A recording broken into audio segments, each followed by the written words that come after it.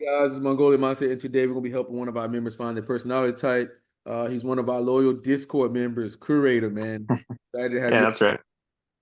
Can you introduce yourself, man? Yeah, my name's the Curator. I'm pretty active in the typology community on Discord. Got my own server. It's just all dedicated to resources. I'm not gonna advertise though. Uh, Go for it. Go for it. Advertising, man. okay, it's a typology repository. I got the link in my bio on Discord. You can find me in the Mongolian Mindset Discord. Your voice is kind of like echoing. Oh, is it? Yeah, it's Oh, got two voices. I don't know how to fix that, man. I think it might be the headphones, man. What should I do then? Do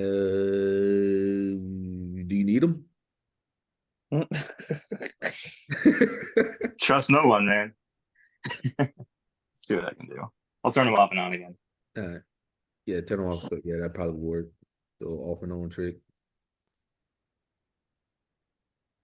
Yeah. So man, where you from? Oh shit, he can't hear me.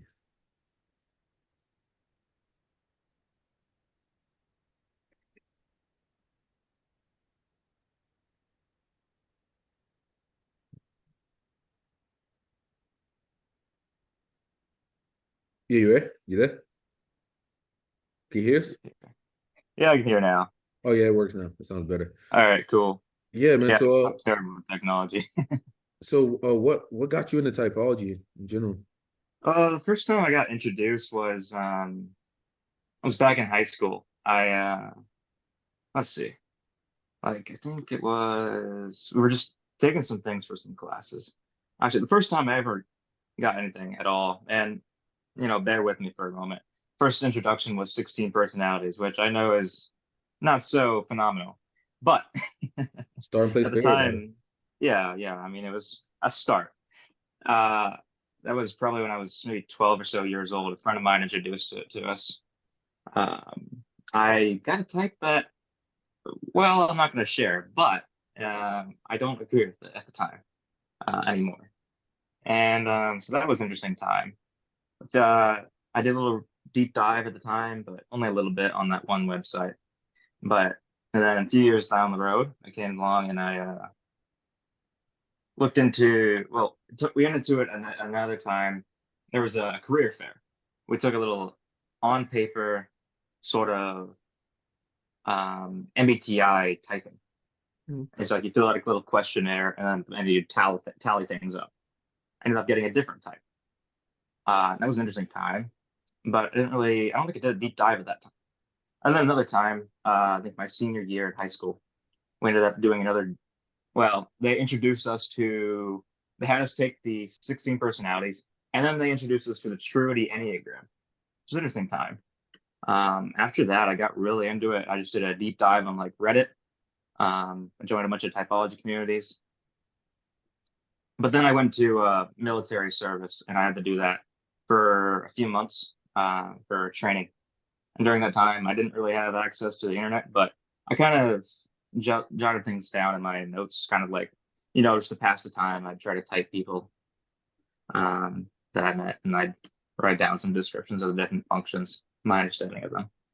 And then when I finished that, I was in a pretty bad place mentally, and I kind of, well, I spent a few months where I just was obsessed with this Minecraft server that I was playing on. I was building this empire, and well, I'm monologuing here, but that's probably not so bad It's for all you. good, man. It's all good. Yeah, I was building this empire, and it was a Minecraft empire. It started off, I was just all I wanted to do was just grind this thing called MCMMO. Like you ever play an MMORPG? Hmm. It's like that same thing where you're grinding skills, but in Minecraft. And so I was just, sitting in a little mom grinder, killing creepers all day. I did that for 2 weeks straight until I maxed it out. And then after that, I decided to build farms and build those same little mob grinders. What I did is then I opened them up to the public and I made that my thing. And that was just all I did was I made grinders for people, and I made these mob farms and just other farms and various infrastructure and accommodations for people to use, various services. And then after that, I decided I'd open it up as like a town because there was a townie plugin on that server, and giving you useful information. It's like when you're in a therapy session, you see the therapist writing something down. It's, it's all good, man. I gotta, as I go, I take noticeable points I write down so I can refer back to them. Yeah, all right, fair enough. Yeah. Fair enough. It's kind of funny. I was talking to this one guy on Discord in the community.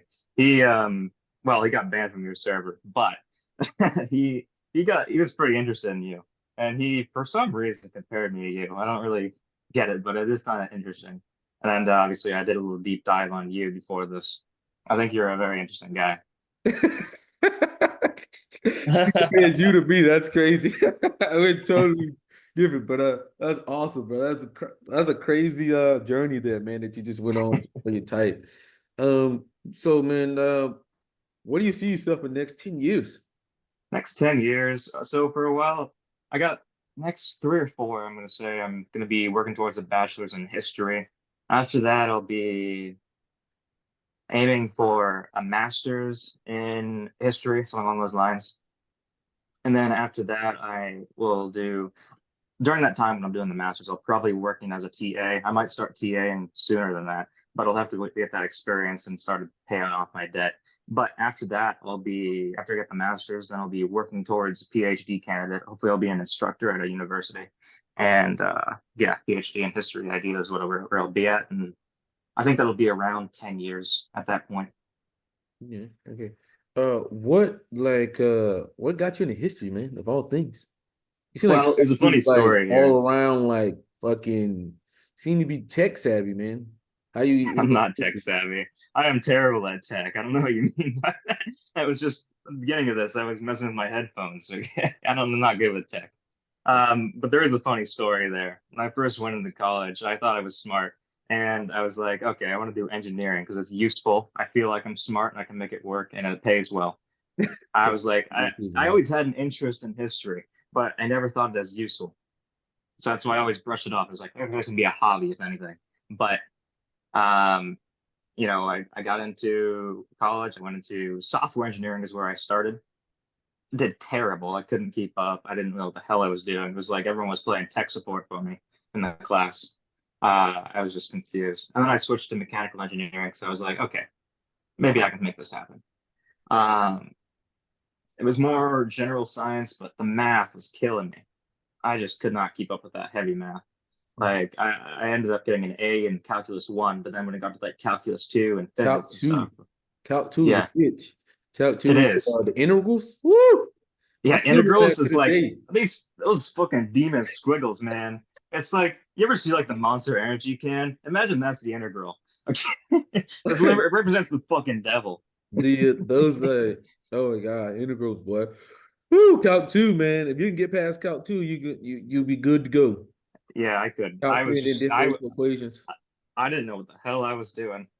And so that kind of and I took a step back and was like, do I really want to do math the rest of my life? And then I was like, no. And by that point, I was like, I kind of lost motivation in mechanical engineering, and at that point, my mental health actually really deteriorated. I does not get into too much detail there, but let's just say it was bad. And at that point, I ended up needing to I stopped caring. I ended up failing a bunch of classes. Now I'm on academic warning, and that was last semester. So now I'm moving into history, and I'm going all in the history, and yeah, I'm taking like one class. It's pretty interesting. Like I was reading something on Buddha yesterday because it's a world history class, and at that point, it's pretty interesting. Mm-hmm. Oh, So wow. yeah, history. I just kind of always liked it. I don't know why. Um, I guess I like the stories. Like the way I look at the world is like I see it as it's more of like a linear sort of fashion where it's like in history, it's like I don't think of it as a different like line of random events. It's more of like it's all just these things moving in a linear fashion of just this timeline. It's like you see this story. Like you take the Roman Empire, for example. It's one of my favorite subjects. Mhm. And is it okay if I monologue? Go for it, That's man. a dumb question, actually. Typing. Yeah. So like the Roman Empire, for example, like you start with I have a book right here. Sorry. So you take like the early Rome to 290 BC. Like you'd be like, okay, so here we have Romulus founding it, he kills his brother or whatever, and we have violence, and they have that idea of, okay, let's found this. We're gonna bring in people who are, you know, how do you say outcasts? They have brought in a lot of refugees at first, and that was kind of the idea, is you got to build them somewhere, and that was kind of their brand. And things kind of went on further than that, and like there was a lot of criminality in the early days, and then there was rape, which isn't favorable, and you have that sort of idea, and it's like things kind of develop from there. But then you can go down further down the road, and you have the establishment of the republic after the Seven Kings, because they're kind of corrupt and they weren't as favorable. It's kind of like what you see with America and their founding, where it's like, you go from the British to America, which is more not so monarchistic. Instead of having a centralized power, you have it more multiple people. That way, it's not a one tyrant. It's that same sort of similar concept. But then you go on further down the road and you have the Republic, and it's like corruption builds. Corruption is inevitable in every society. And this is something that we actually find throughout the Roman Empire. The main way that they fought it is by revolutions. Revolutions are necessary in order to have a functional society. Not that I'm going to do that. I mean, that's not really my kind of thing. Bit of a risky move, but you really got to think about it and realize how important that is. Like you still go further down the road. Eventually, it's you see Julius Caesar in the Triumvirate. He teamed up with Pompey the Great, who was a great general, and I think it was Crassus, who was some rich guy. Now, obviously, they all had some sort of military connection because that was a necessary thing to do to build your sort of status in the Roman Empire. And so they did that, and how do you say? Well, Julius Caesar kind of slayed him. And so that kind of went, and Crassus, he tried to make his name over in the Middle East. He got fucking molten gold poured down his throat. That was pretty badass. Is that the one that molten gold poured on his throat by Genghis Khan? Is that the one? I don't think it was Genghis Khan. It was the Persians, I think. Persians? Okay. Yeah. Yeah, I remember hearing that story. Was it the Xerxes or some shit? It could have been. I don't remember exactly, but I do remember the general society that was. Okay.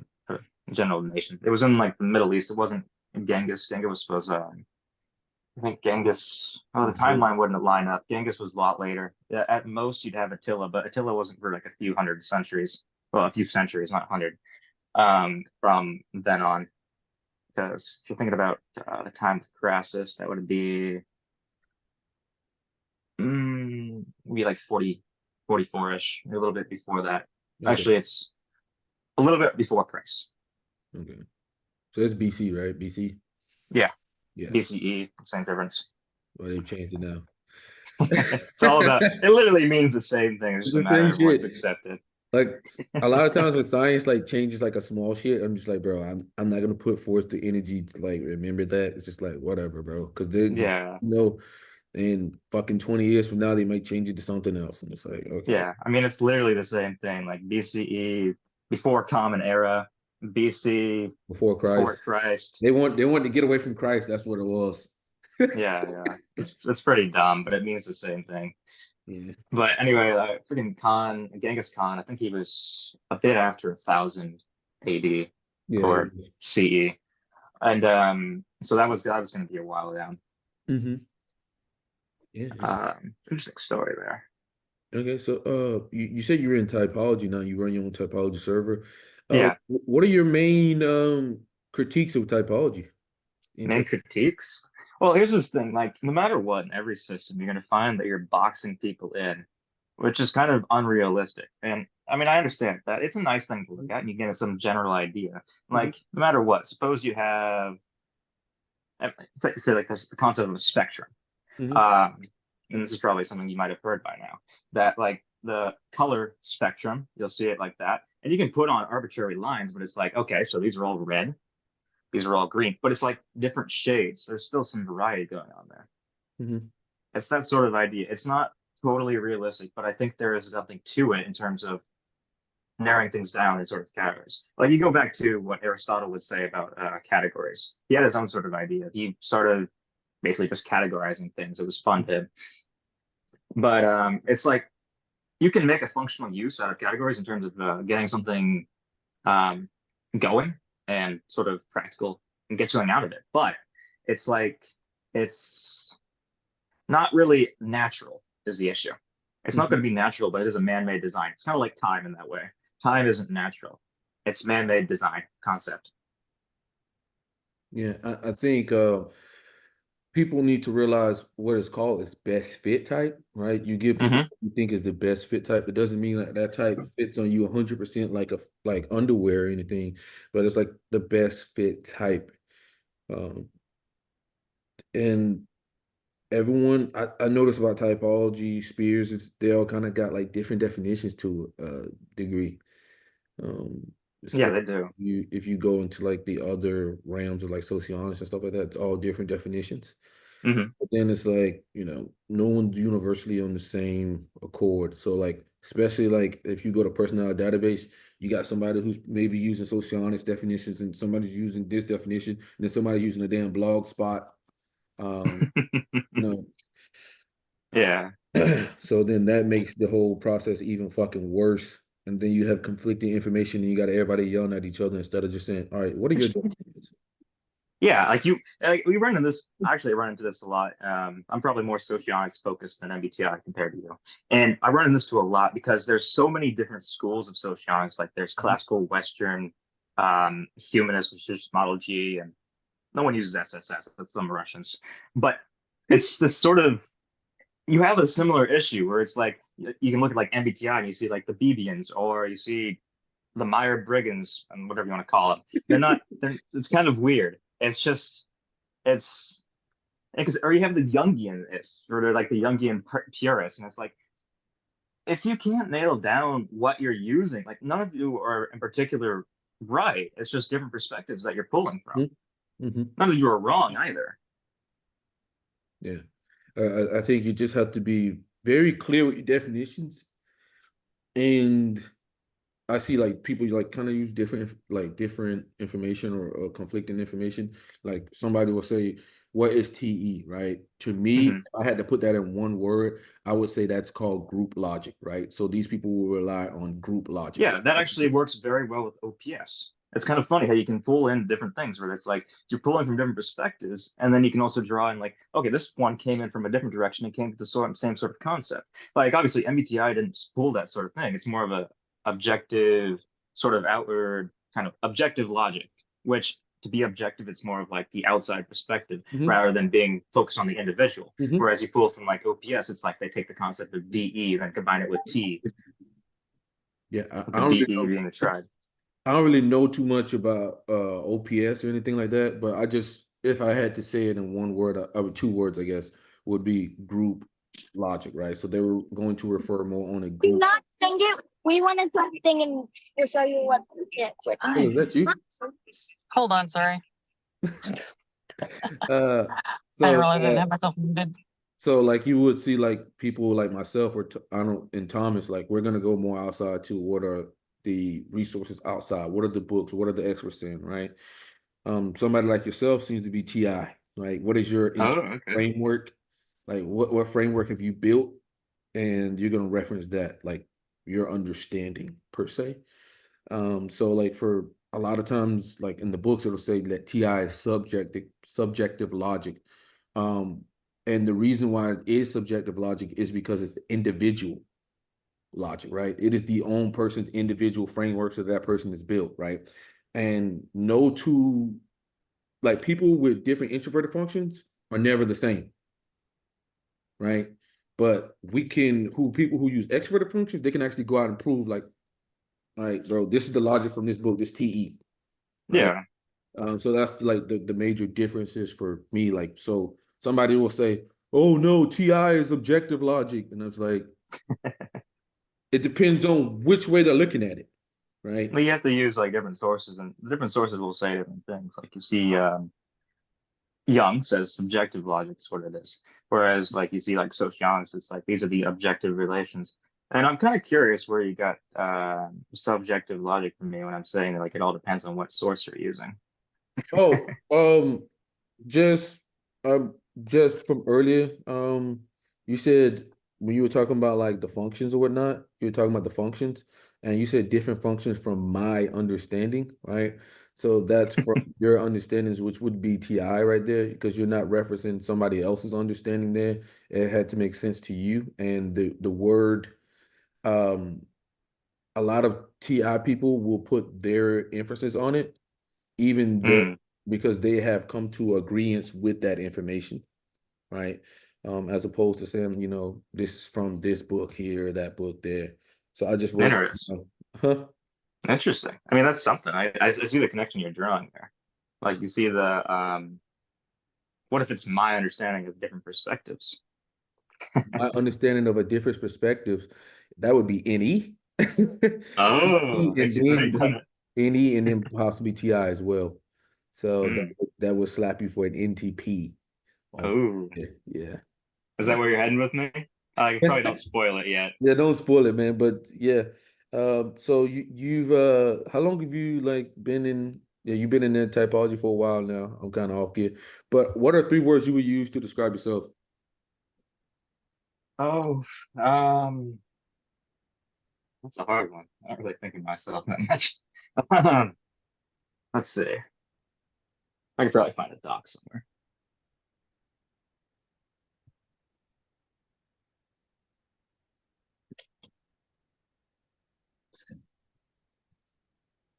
Three words to describe myself. Let's see. Wait, you're gonna Google it?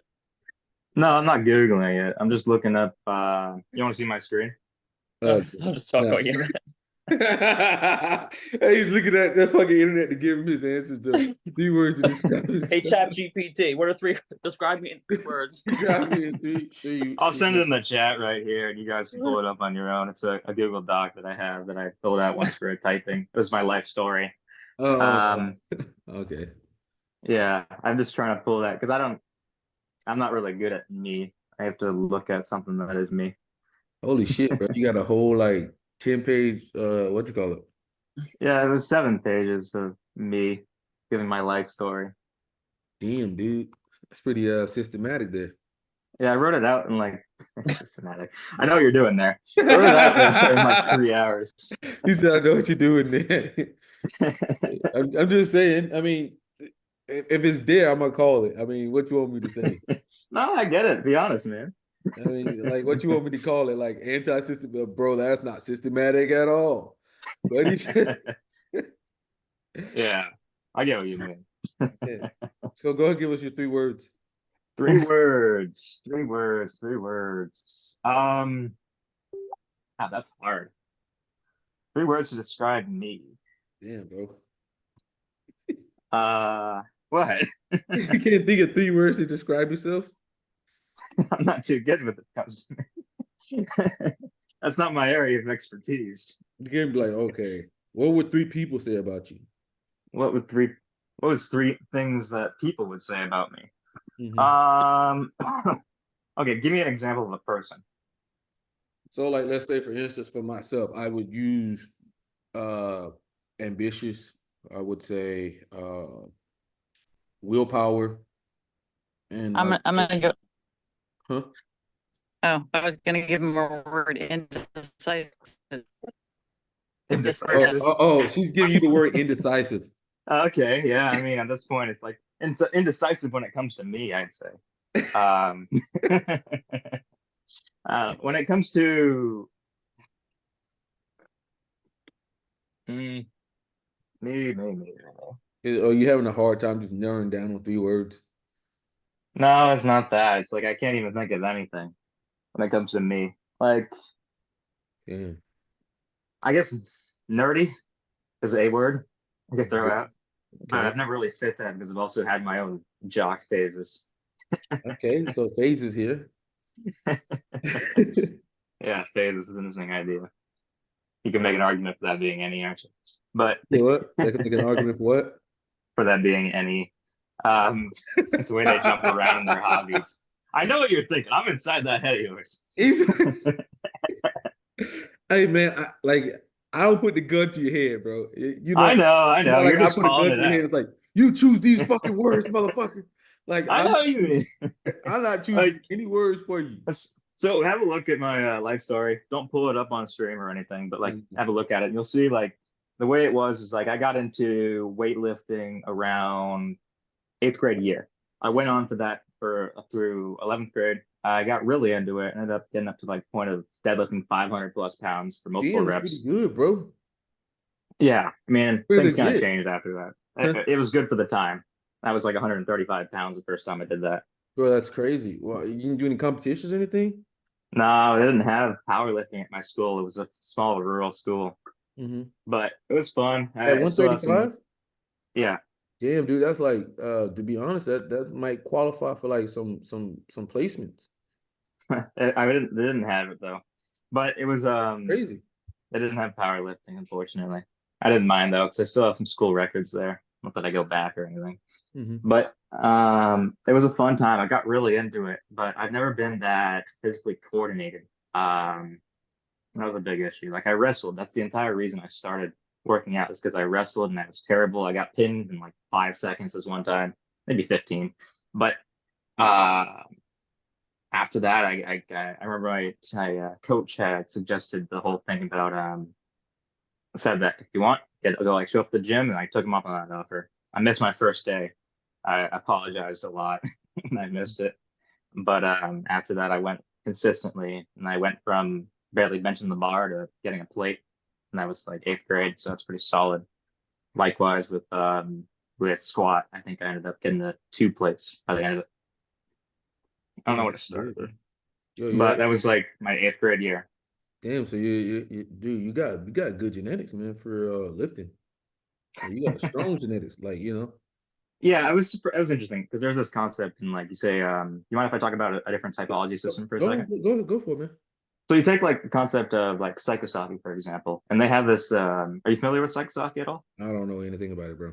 Oh, that's perfect. So you see your first attitude being something that you're naturally endowed with and in excess. For me, it's physics, which shows in sort of that lifting aspect.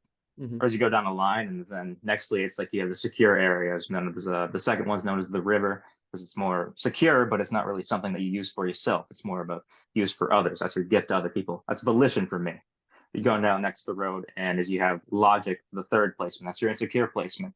It's just logic. Like you use that for yourself. You want to be able to use it for yourself, but you feel like there's a bifurcation, whatever that means. It's I don't know. That's from the book. And then at the bottom, you see the indifferent and result sort of oriented, but it's still focused on the others. It's kind of you adopt it from others. For me, that's emotions. Mm-hmm. But you have to see that sort of idea. That's a good way to explain myself. I find myself best able to explain myself in typology. I have never been good at the intrinsic understanding of myself. So you're saying that you weren't like physically capable when you were younger? When I was younger, I loved running. I didn't get into lifting though, but I wasn't coordinated.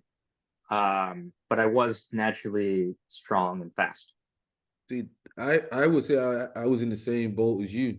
Like I couldn't like when it came to like ball sports or putting it all together, I couldn't do I it. sucked at ball sports. Like I did football. I never once started on the team. I was strong. Like my when I got that lifting record, my coach was like, "We're gonna make you a lineman." I was like, "I'm 135 pounds, coach." He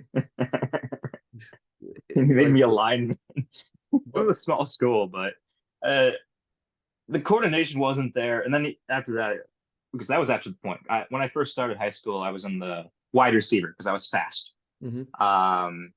But I couldn't catch a ball. Me, that's the same thing with me, man. I couldn't catch for shit. Um, just like dude, my brother and them used to torture me because like they would say I would try to catch like this, and then they were like, "Yo, you got to stop trying to catch with your body. You got to catch with your hands." Mm-hmm. But the thing that really helped me was visualization. Like Yeah. once I visualized myself like being Michael Irvin or something or Randy Mm-hmm. Moss, it like all translated over. But I didn't figure out that till like later in life. Well, here's the way that I solved my issues. Well, I didn't really solve them full, but I did work on a little bit of coping. So it was mainly in wrestling. What I did is I got things down to muscle memory. Mhm. Like I was terrible at reacting in the moment when it came to wrestling moves. And so what I did instead is I made it so that it would be automatic I just kept practicing and practicing the moves. And that way it'd be like if someone were to like put their arm on my shoulder or something, I'd just be like, and just throw it away. Or do that and then grab it and then put it on my shoulders and then just like fire my scary and pin them. So see, you did it from a different perspective. So for me, like I would have a proven system of attack that I was gonna do. I Right? get what you're saying. You're So going I the would TPTI. never like I don't like to go on defense position because if I'm in defense position, that means I got to be responding, and my responding is not that great. But if I have my point of because I've wrestled too, so if I like have my attack or like what's my plan, and I enact Yeah. the plan, and I know what I'm going after, I'm going for that single leg. Boom. Once I get the single leg, I'm switching. I'm chopping arm back down. Yeah, you're just saying that I'm more reactive, which is true. That's how I got it down. I do see the comparison you're making. That makes sense. Like I can't like for me, I can't sit and wait or whatever because my reactions aren't that great, right?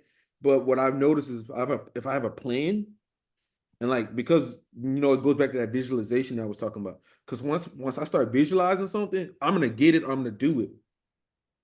And like when I was younger, I didn't like visualize it as much. Like I wasn't like, okay, like it was just like, oh, you go out there and like you fucking just try to do what you can. But no, like when things started to work for me when I was like, this is my plan of attack. I'm gonna do this, then I'm gonna do this, and then I'm gonna do this, and then like it all just like flows together, and like in that it's kind of like chess a little bit because like you're going for your set system. I'm going for my set system on something, and over time, like somebody may do this, right? Then I have to adjust there, or like I might lose, like you overall you find out your system, and then over time you build this system. So like if he does this, I know to take that away right there, boom, I got him pinned, that's it. But like I can't be like you as like reactive, like I can't do that. Like it just doesn't, I'm gonna lose. Yeah, I just kind of I don't have like I always had I don't issues have with the SE for reaction it. time. I don't have the SE. I don't have the SE for that. So that's where you're heading with me. Okay. Oh no, I'm just saying in general, like if I gotta have a finite where I'm going, like what my solution is, what's my plan, like I gotta have like it just like in my head, like it just has to be there. If not, I'm in trouble. Like even when I like let's say for instance, I did boxing as well. Okay. I You would good at always, it? huh? You good at it? I was pretty good. I'd always have a plan beforehand. Like I'd find myself like planning before I even got in the match. Okay, this is what I'm gonna do. This is what I'm gonna do. Like that's who I am. Like I gotta have a vision of how I'm going to attack a certain situation. Like I cannot be lost because I just can't improvise I can't improvise in a moment. Like I promise you, if you get me why I have to improvise in a moment or something, I don't give a shit. I don't give a damn what it is, chess, video games, anything in life. When you get me like that, you got me. You got me. Because I just can't I can't improvise like that. Like, I just can't. So like if Yeah, I think I understand what you're getting at there. like if I never did get good at wrestling. you never did. No, like my first year of wrestling, I didn't win a single match. Second year, I won like one match. Um, actually, did I win? I don't think I won a single. Did I win I might have won one match my second year. I might have not have won any. And then I think third year, maybe won my first. And then my last year, I won like a few. It wasn't good. I was terrible. I never did get the reaction time down. That's the only thing I could think of. Oh, that's crazy. I think you should have had a system ready, man. That would Like have been nice. like I if you don't have the reaction time, you got to do the planning beforehand. Well, Like here's a lot what, of yeah, my that would have matches, been nice, but here's what I ended up doing is I made the mistake of I was focusing more on physical strength than I was on actual skills. Like the skills were the issue the entire time, but the only thing I could think of is I guess I took it the easy way out and by just working on muscling my way through things. Oh, so the problem with that is we used to call that when we were wrestling, we call it beast mode, right? I And wasn't good at it, but it's all I knew. so like you will meet like because back then I was 140 pounds, right? And I was 140. And my other buddy who gets on the videos with me, Christian, he was 135. But we would have people that was way stronger than us was beast mode, but then they lose beast mode within the first period. right? Yeah, because And then all I it's gotta do is, tiring. and then all I gotta do is flip you over, boom. Like it's so easy because beast mode costs so much energy. Yeah, I know what you mean there. It's not good. Like you'd have to have a lot of endurance to maintain that. And well, I just didn't have the skill anyway. That was a big issue. You look a little sad. Are you sad? Hmm? Oh no, I'm no, just looking at no. your face. Oh no, man. I wasn't saying that. It's just like I feel like if you just had a like point of attack, you would have crushed like you can't be react. If I react like bro, like you're bad being in the moment. I'm bad at being in the moment. If we're seeing him reacting to other people, we're fucked. We're fucked. So like a lot of times before I do something, like I've already won before I even did it because I've done the planning necessary beforehand. Yeah, I know what you mean. Like it's just a matter of execution at that point. Hmm. Like you're always yeah. But here's the you ever hear this Mike Tyson quote? Everyone's got a plan until they get punched in the mouth. That is true. That is true. But you gotta unfortunately, you got to follow your system because once you get outside of the system, like that's for me. I don't know. Like I'm like me, if I had my buddy Christian here and you had me here, he would say something differently because he's able to use SE. So he would say, no, bro, you got to be able to improvise, blah, blah, blah. But for me, I'm like, I can't get outside my system. Once I get outside my system, then my results just drastically drop. I get what you mean. Yeah, Drastically drop. I mean, there's an interesting idea there. Yeah, I mean, I'm not really good at ideas. I guess we'll take a little tangent here. And so with ideas, it's something that I've noticed a lot of times. I'll look around and I'll see like other people like coming up with things, and I'm like, huh, that seems useful. Then I'll take it. And then at the end of the day, my creations are just a composition of other people's creations, just in one place. It's just their ideas. I'm just a good. I'm good at stealing ideas, but but when it comes to like wrestling, something like wrestling, I just couldn't.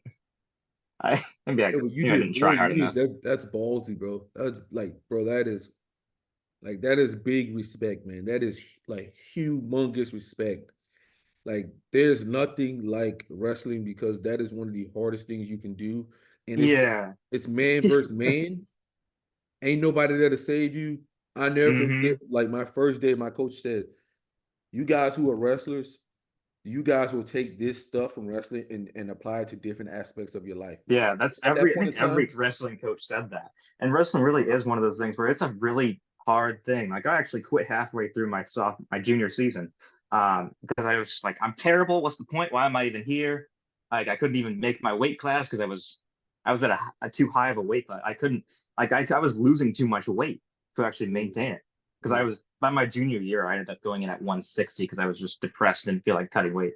Mhm. Um, but at that point, it's like it just it got to me, and then it wore me down. And but any that's a little side tangent. God damn it. So see the thing about wrestling and wrestling and it being a really hard thing in your life. It really is. It is something to build character through. Yeah, And I thought wrestling was going to be the worst thing I ever went through in my life, and it was terrible.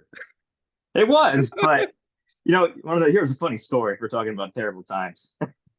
When I graduated high school, I went in through infantry army training, Mhm. National Guard. And God, that was even worse because again, I'm still not living in the moment. Like Mhm. I can't. There's so much going on, and it's like I don't know what the fuck's going on. Is it okay if I swear? I'm gonna get you Yeah, yeah, demonetized. yeah, you're good, bro. No, I don't All give a right, shit. that's probably for the best. And so, but like there was just a lot going on, and I just could not track things. There was so much, just too many things. Like my drill sergeant. This isn't gonna surprise you at all. My drill sergeant, I believe you'd probably call him an ESTJ, and it was weird for them to see that because I just could not track things. I was strong. Like I went through the first month and I went through the first month without my name being known. And then I made the mistake of getting number one on the ACFT, which is the PT test, Mhm. physical training test. And then they knew me and they're like, oh, they put a face with the name. and I was screwed from then on. And I just kept losing things. There was this one time we were doing a night exercise. I think it was I don't know. I was on the gun team, so like I was supposed to be. Normally, I would have been the gunner carrying the 240, but that time I couldn't because I was on a profile. I had an injury.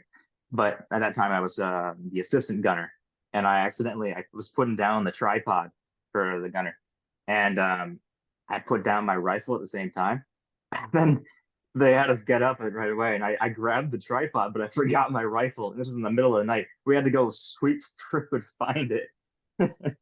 That was embarrassing. At that point, things have been going on a lot. God, I am probably the worst temperature that exists. Dude, I feel like you've lived like several lives, bro. I have. I I've feel done. like you've lived like 10 lives. I'm honest to God. Like you're telling me like several different the MBTI journey, the wrestling journey, how did you get to history journey? I mean, Jesus Christ, man. You like, bro, it sounds like you lived like 10 different lives, man. That's probably a pretty accurate way. I do remember reading some things on that in the typology. There was a type. It's probably your type actually. That in Socionics that does something along those lines, but they'll have a lot of different careers in their life. But that's a little side note.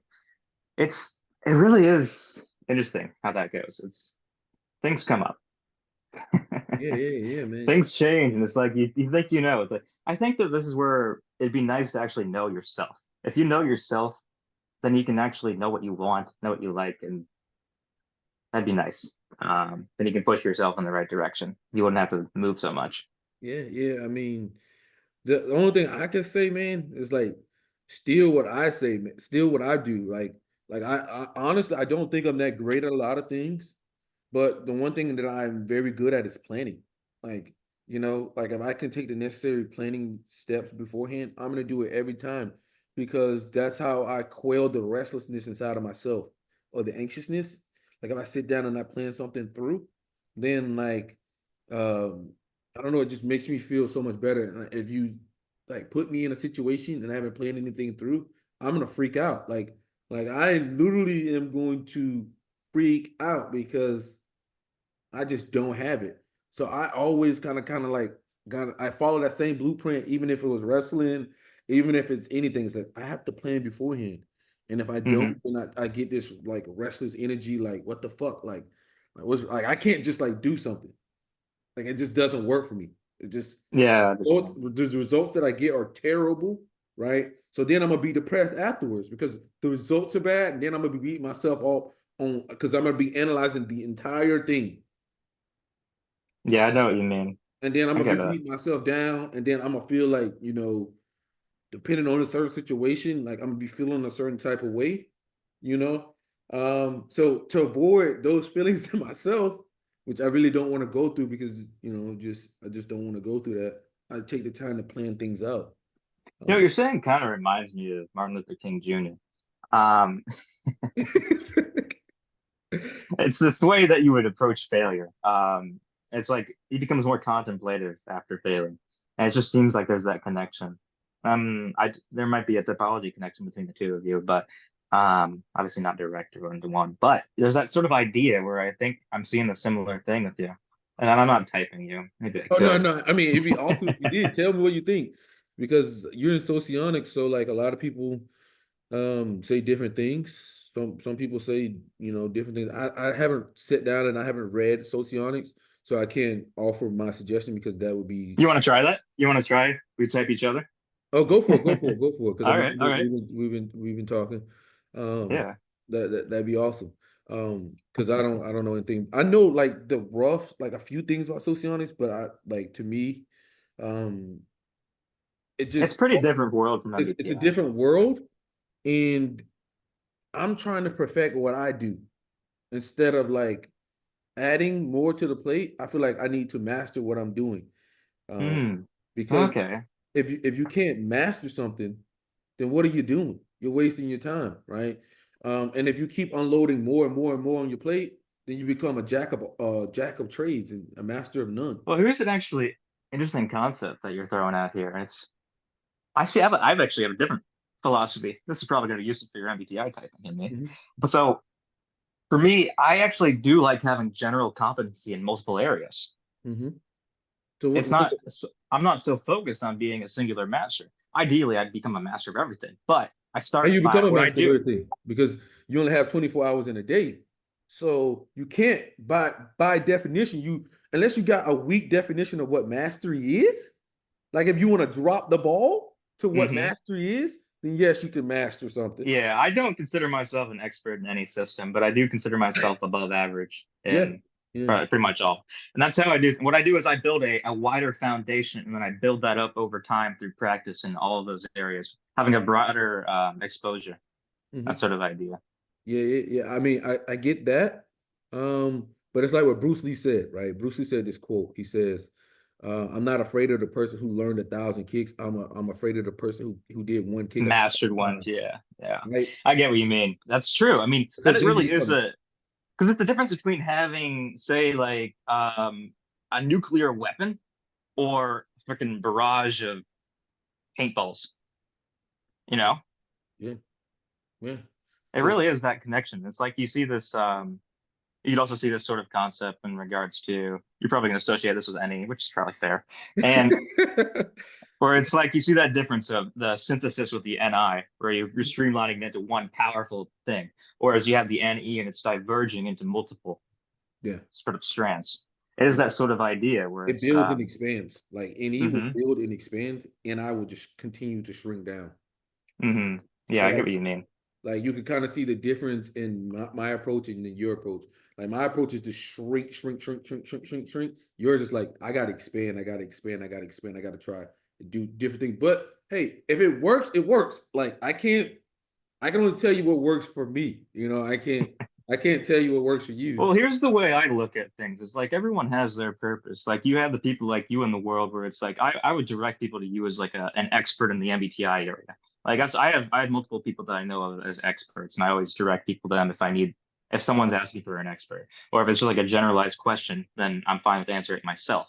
Mhm. Um, No, I think you're pretty smart, bro. I think you're very knowledgeable. I can tell, like, is and it the glasses? It's the no, glasses, no, isn't no. And I it? think a lot of times, your type probably does get, depending on the system, gets kind of flopped around. I think it does get flopped around quite a bit. Because I'm just gonna go Interesting. ahead and tell you what I got for you, and then we can still talk. I don't Oh, care. can I guess? Can I guess? Yeah, go for it. Uh, okay, depending on the system, that actually is an indicator. Okay. Uh, there's a couple of things. I want to say ENTP. Yep. All right. So the reason why I said ENTP, right, is because in our system there's different metrics, right? So there's the metric informative, and then there's the metric direct, right? So a Mm-hmm. direct person, specific, concise, and to the point.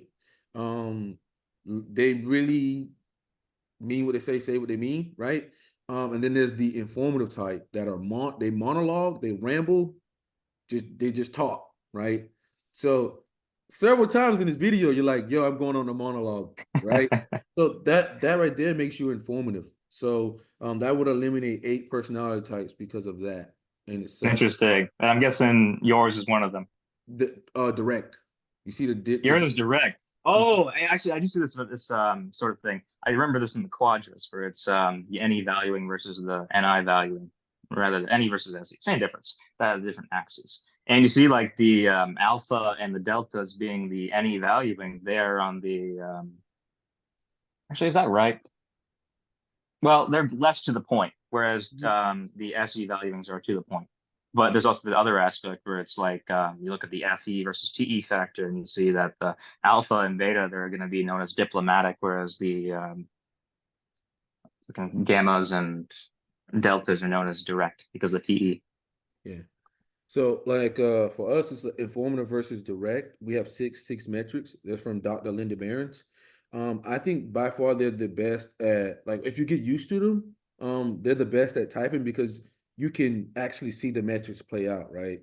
Like you can see for yourself in this video, and then I post it, you could just see yourself just go on a whole tirade of just talking for like Yeah. 5, 10 minutes. And I just, I'm gonna let you talk because I want you to do what you do, because that shows your personality type, right?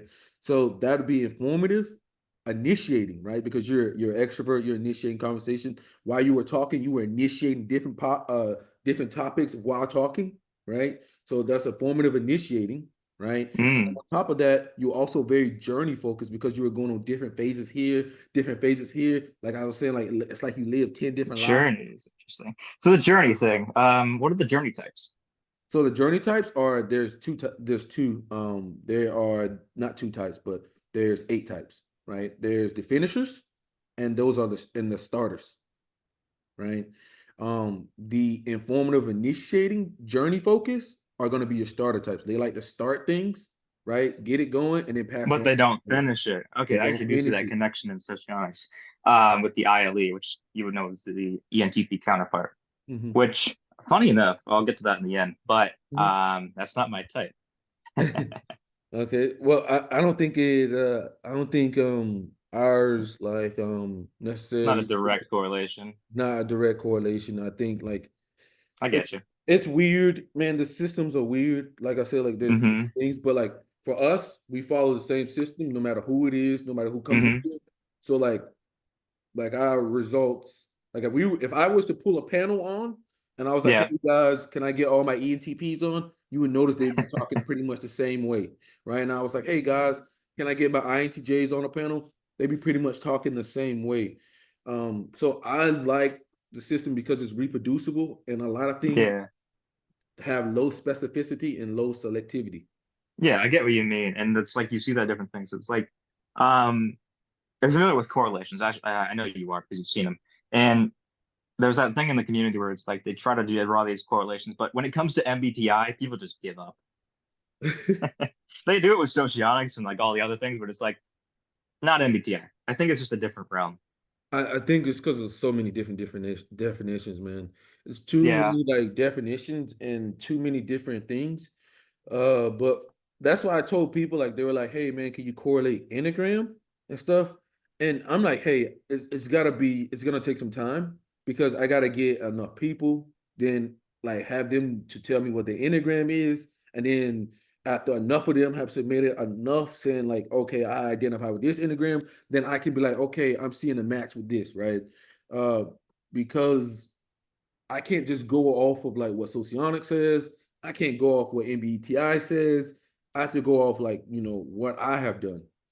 Um, because What you've done. like what I'm saying, like what I've done is like, I have a group of like a lot of people that have been on here because we do it for free. Um, Hmm. we've been able to get a lot of people typed. So then, like, if they say, hey, I resonate with Enneagram 5, okay, then we know down, okay, this guy had this type and he's Enneagram 5, okay. And then, there's other people like at this point we've Oh done, yeah, it's a different approach to correlations. Rather than focusing on the literature, you focus on the real world examples. I yeah, get what you yeah, mean. That makes sense. That's actually better in my opinion. It's just the I think so. hard part is you have to get the sample size. You sample size. You have to get the sample size. So I think as of right now, we've typed over 150 people just on the YouTube channel itself. Yeah, Uh, so it's a pretty good amount. so it's a pretty good amount, but like I said, like it's just doing that because if you look on MBTI online, half the motherfuckers ain't type right.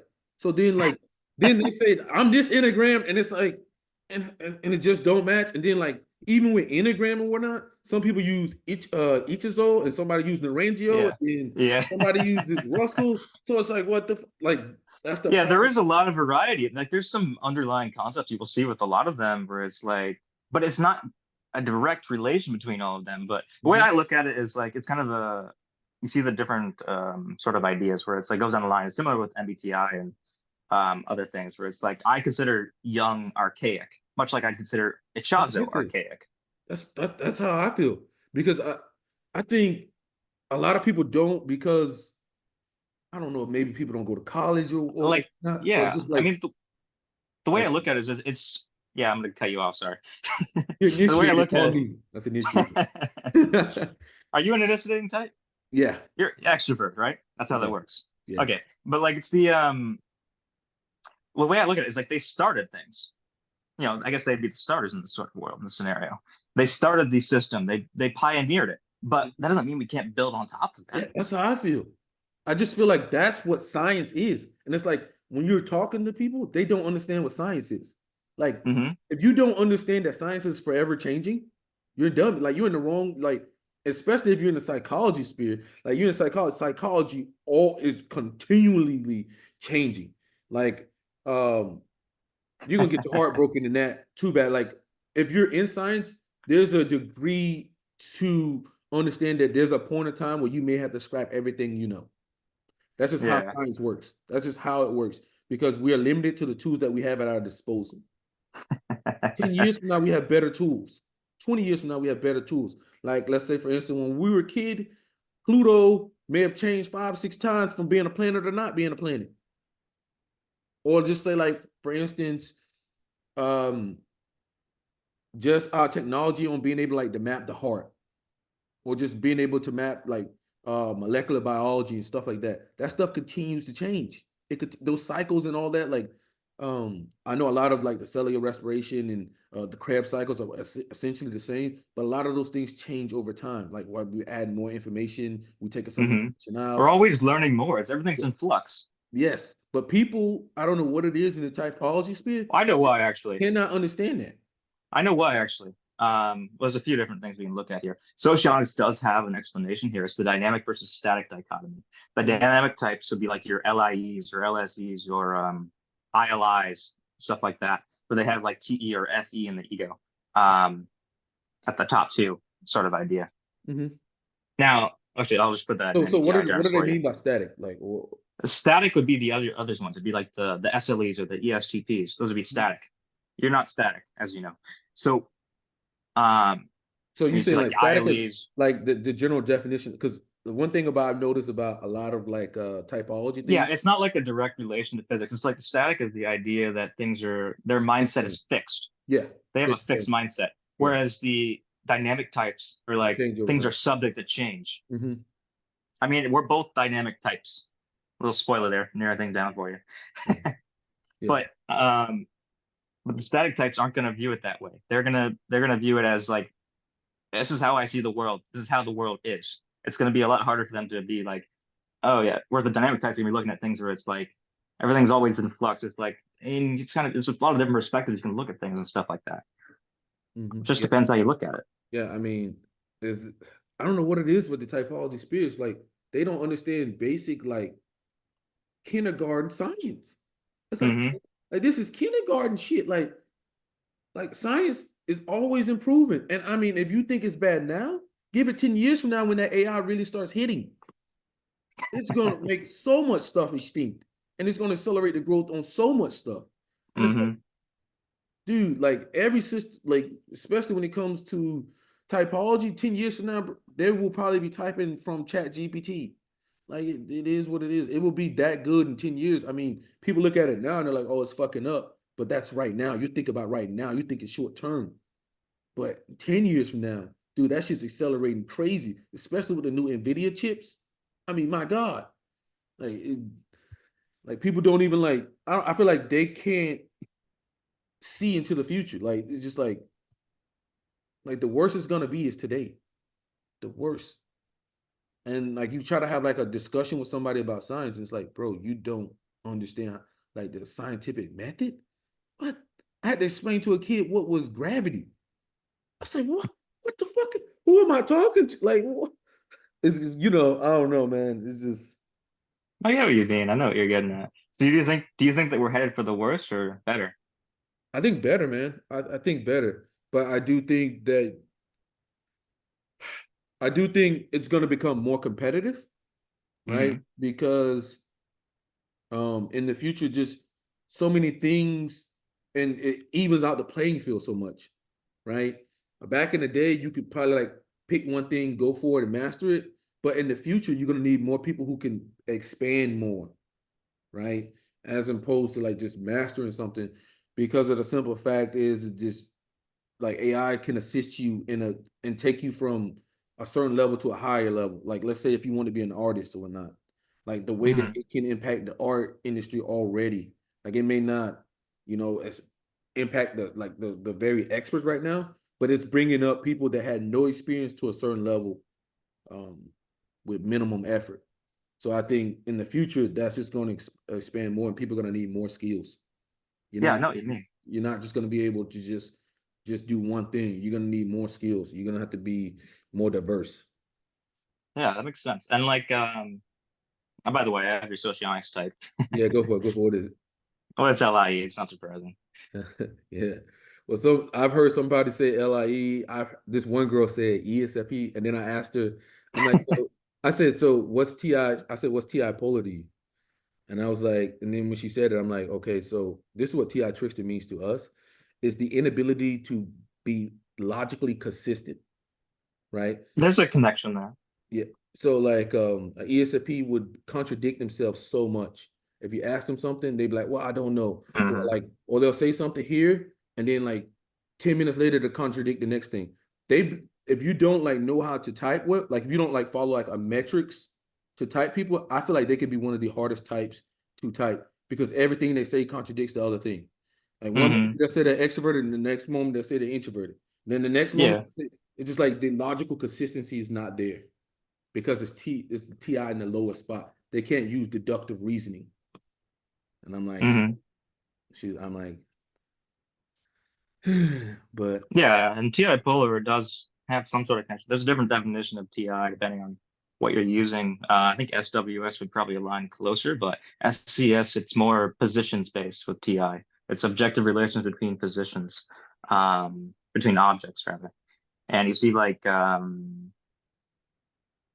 basically saying like that's one football field long.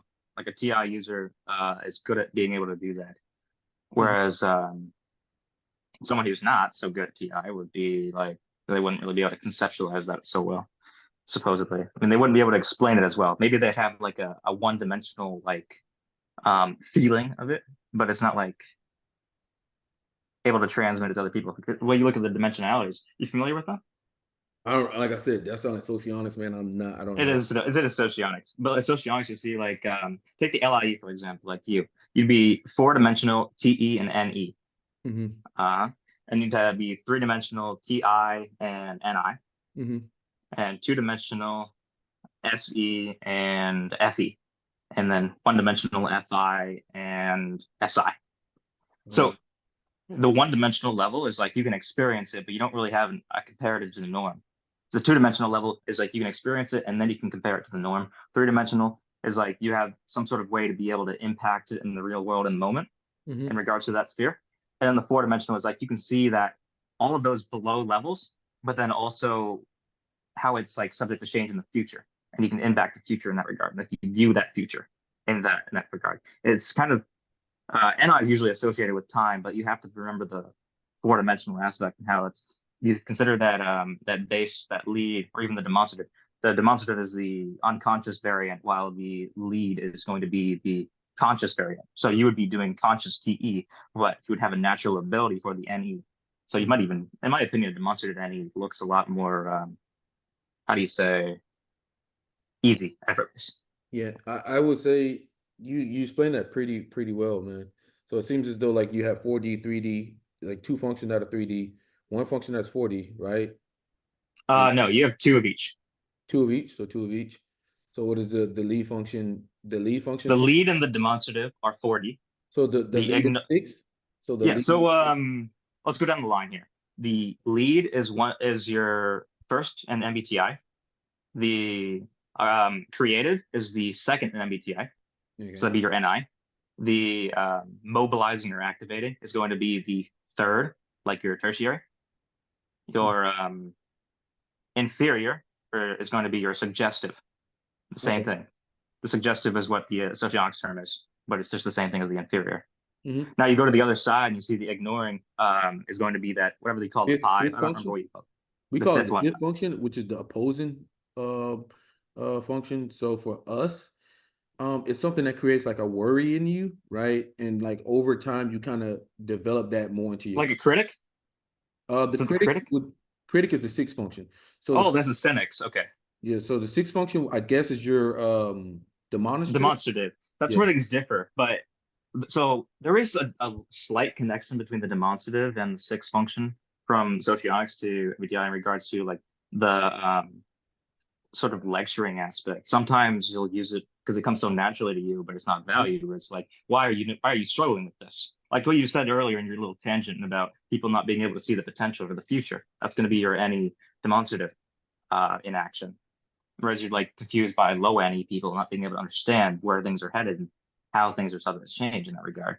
But there's the demonstrative is so unconscious and natural. It's like you'll be someone who's able to look at things and be like, okay, yeah, that could have potential use, or like maybe not. But you can put the potential into something. Or well, in the case of LIEs, what they are able, their version of NE is latent potential.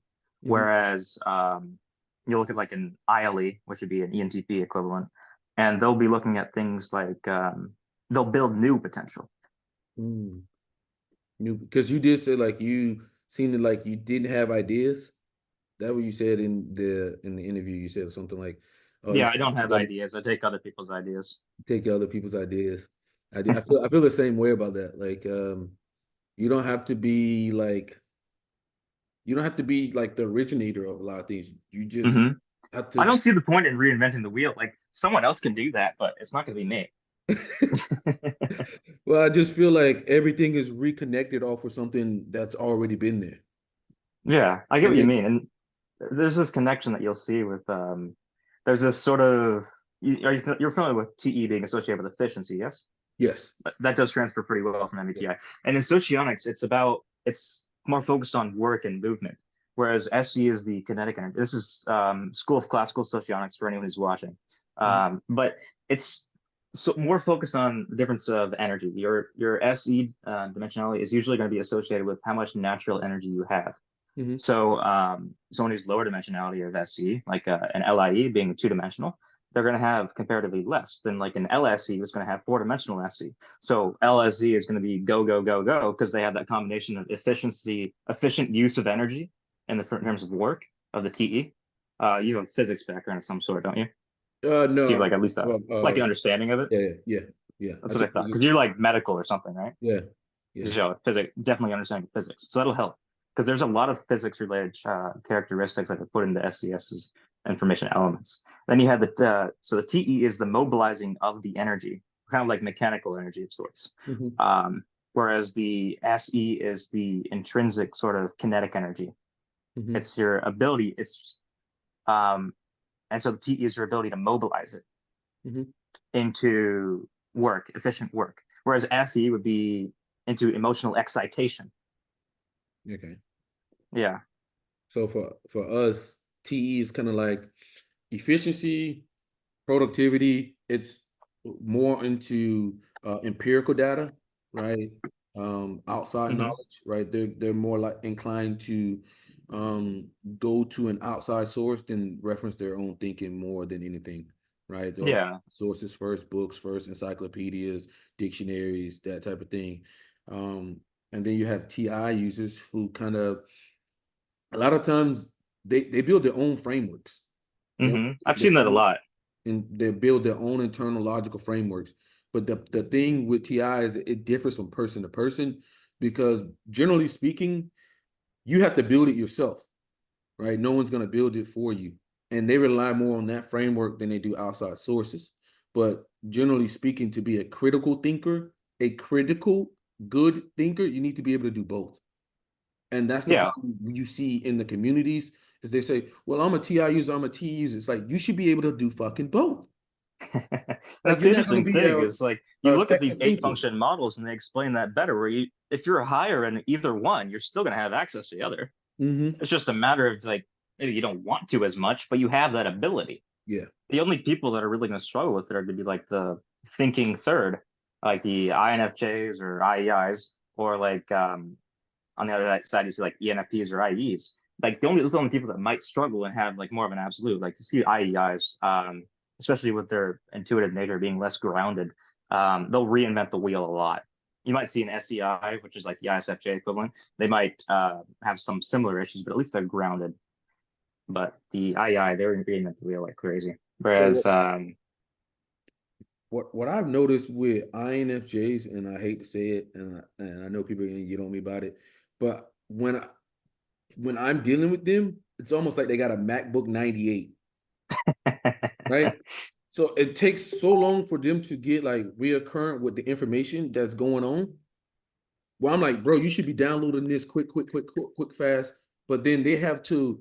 What I notice is that they have TI Child, and TI Child takes a lot longer, and they don't really have that much strong TE to be able to take outside sources. So they got to manually go through that with a child function, and that's why I say it's a 98 MacBook. Mhm. It's 2024. Speed that shit I up. get what you mean.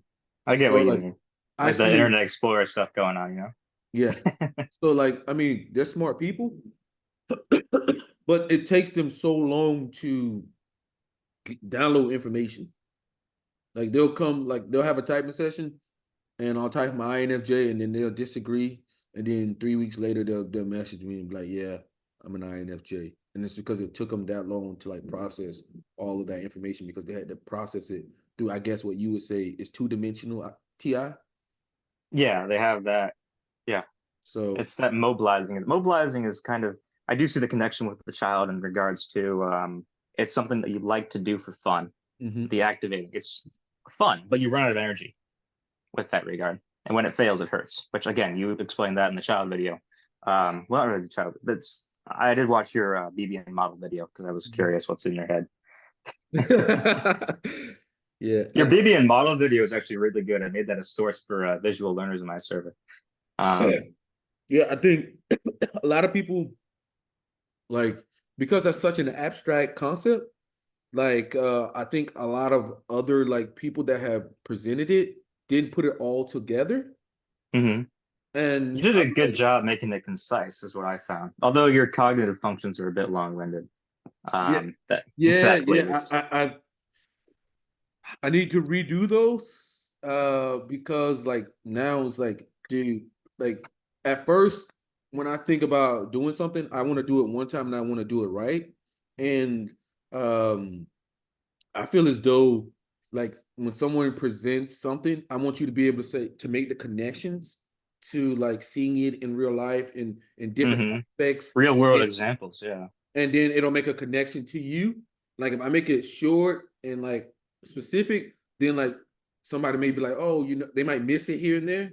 So I really wanted to get out a video that if you watch that, you will understand the function as long as fuck.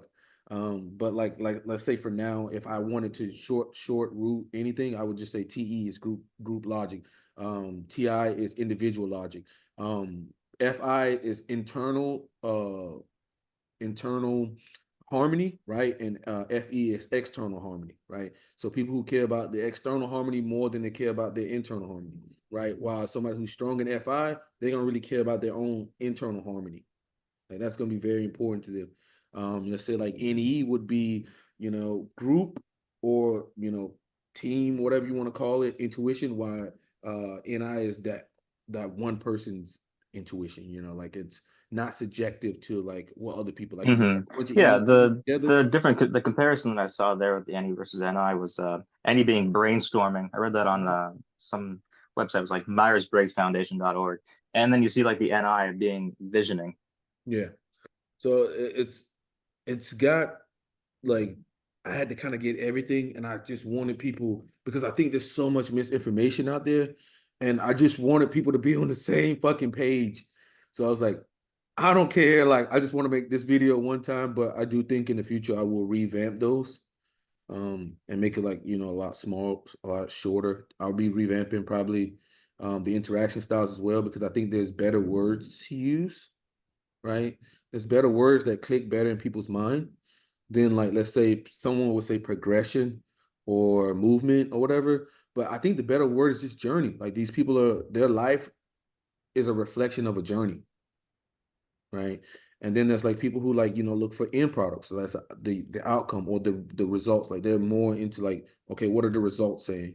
Okay, that's going to be your outcome type people. And then you have like the direct versus informative. Then you have the systematic. Like, are these people trying to interact a system into things? Like they're very focused on the system behind something. And like you will see, like even when I was talking to you, it was like I always had to have a system. While like my buddy, he's interest, he's better at improvising. He doesn't need a system. He doesn't need a system to fall back on. A system doesn't work for him. But somebody like myself, a system's always worked for me. And whenever I've tried to like improvise, it never works for me. So, it's kind of like what David Kersey says, like people do things and then it works and they just keep building on that. Um, just like, let's say, for instance, if you are an INTP, right? You started with TI and you like, let's just say, I'm saying hypothetically, I'm just throwing like, I know, I got you. I'm just playing with you. They've been working on TI since they were a kid. And then you wonder why they're better than most people who are using TI because they Yeah, it's that hero placement because you put more. You're just used to it. You've been doing that longer. It makes sense. Like people, I don't know, like why people like can't like grasp that. It's like people do a set thing and they've been doing it all their life, and that's why they're good at it. It's like there's hours behind this stuff, like hours. Yeah, like you look at personality, it's like you see these people with different strengths. It's just a difference of priorities. Yeah. Like you can still have a smart person who doesn't care about being smart and they'll be smart, or you can have a dumb person who cares about being smart. Yeah. And it's like you like obviously I'm not going to be as good as an INFP using FI because I'm literally always running away from it. And if you were to quantify like the hours that they put into it and the hours that I put into it, you would see there's a huge disparity. Obviously, the person who puts more into something, it's just like a sport. Like yeah, exactly. Put 10,000 it's like, hours into something. Yes, exactly. I was thinking of like the piano version, except the sport. The exact same metaphor, the 10,000 hours to make an expert. That sort of concept. Sorry, I cut you off. No, you're good, man. You're good because I enjoy talking to you, bro. Because it's like it's just I don't know. It's just good vibes, good energy, man, and you know what you're talking about. Yeah, I enjoyed talking with you too. Hey, you downplayed just how much you knew.